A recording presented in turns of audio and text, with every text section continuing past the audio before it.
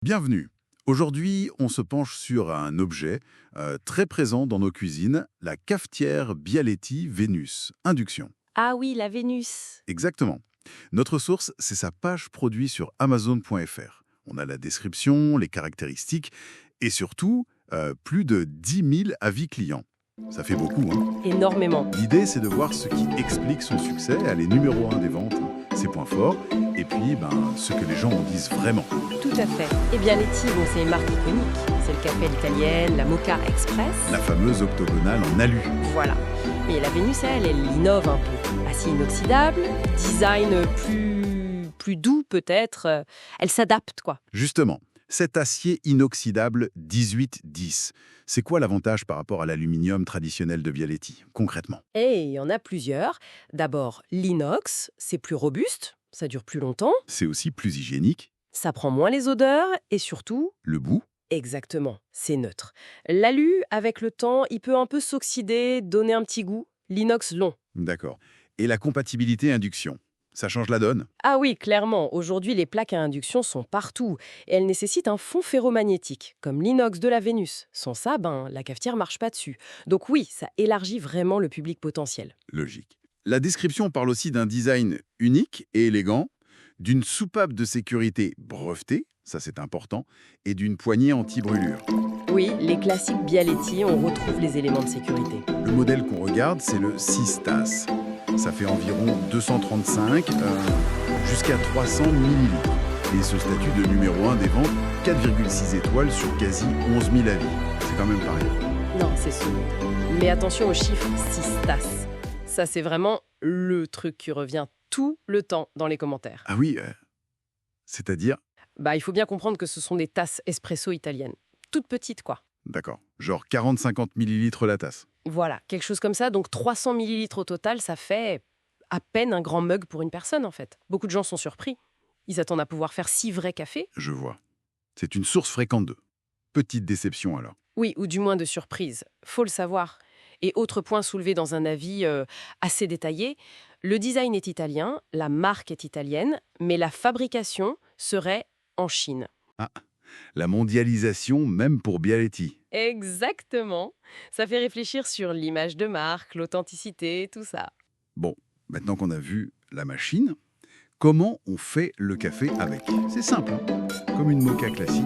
Oui, l'utilisation, ça reste le béaba, la cafetière italienne. On met de l'eau dans la partie basse, juste en dessous de la soupape. On met le café moulu dans le petit entonnoir, sans le tasser surtout. Important ça, ne pas tasser. Oui, très important. On revise bien les deux parties et hop, sur le feu, doux à moyen. Et on attend. Le petit gargouillement, La musique du matin, c'est ça. le signal que le café est prêt. Et après, pour nettoyer, c'est facile l'inox, hein? Alors là, la règle d'or, martelée par Bialetti et confirmée par tous les utilisateurs, rinçage à l'eau claire. C'est tout. Pas de savon, pas de gel. Surtout pas de lave-vaisselle, jamais. Ça endommage l'inox, ça peut laisser des traces et certains disent que ça altère le goût à la longue. D'accord, donc juste de l'eau. C'est plutôt écolo d'ailleurs. Oui, Bialetti met ça en avant. Pas de capsule, pas de détergent et la cafetière est faite pour durer des années. C'est l'argument durabilité. Ok. Alors, si on fait la synthèse des milliers d'avis clients, qu'est-ce qui ressort principalement? Le positif d'abord. Globalement, c'est très positif. La qualité du café est souvent citée. Excellent, corsé, authentique. Les gens aiment le goût. C'est le but principal après tout. Exactement. La qualité de fabrication aussi est perçue comme bonne. L'inox est beau, ça a l'air solide. Le design plaît beaucoup aussi, jugé élégant. Et bien sûr, ça fonctionne bien sur l'induction, c'est efficace. Facile à utiliser, facile à nettoyer, ça revient aussi. Oui, ça revient souvent. Et le rapport qualité-prix est jugé bon par beaucoup.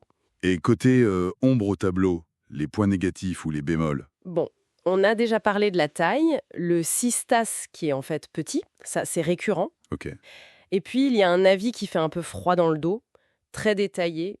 Il concerne un autre modèle Bialetti, la Kitinera, pas la Vénus. Ah, qu'est-ce qui s'est passé? Apparemment, la cafetière aurait explosé. Valve de sécurité défaillante et le client décrit un service après-vente totalement absent ensuite. Oula, c'est grave ça. Oui. Bon, c'est un cas isolé sur un autre modèle, mais ça rappelle qu'il faut rester vigilant, même avec une grande marque. Un défaut est toujours possible. Et sinon, plus légèrement, un utilisateur trouve la poignée de la Vénus un peu courte. D'accord. Une question de prise en main pour certains. Voilà. Donc, pour résumer, la Bialetti Vénus Induction, c'est une moka moderne, en inox, qui marche sur l'induction. Globalement, les gens aiment son look, le café qu'elle fait et sa simplicité.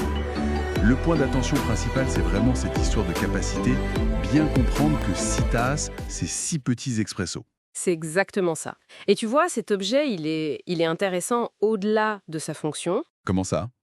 Il symbolise vraiment la rencontre entre une tradition très forte, le rituel du café italien, et puis les réalités d'aujourd'hui, l'adaptation technique à l'induction, la production qui peut être en Chine, mais qui surfe sur l'image italienne. Oui, c'est vrai. Et ça pose une question, je trouve. Comment est-ce que tout ça, la mondialisation, l'adaptation technique, ça change notre idée de ce qui est authentique?